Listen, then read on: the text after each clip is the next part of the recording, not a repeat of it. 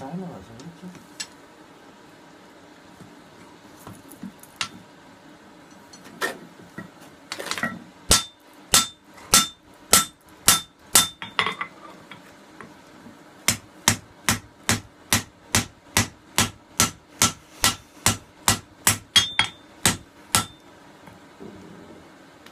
Så se det her. Hvor bordet er kørt ned. Ja, lige der. Lige der i midten. Ja. Ja.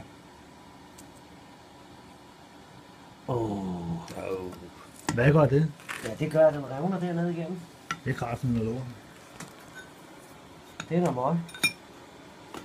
Det er noget rigtig, rigtig møg.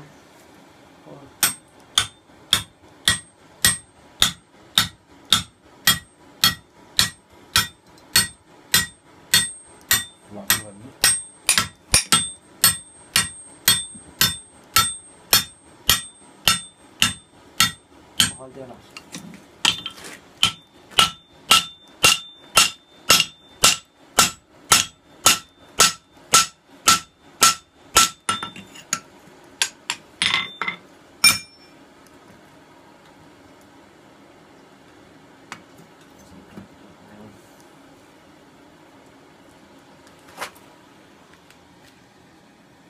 Spørgsmålet om det er fordi, at vi har lukket materiale ind over nu, og det ligner en revne.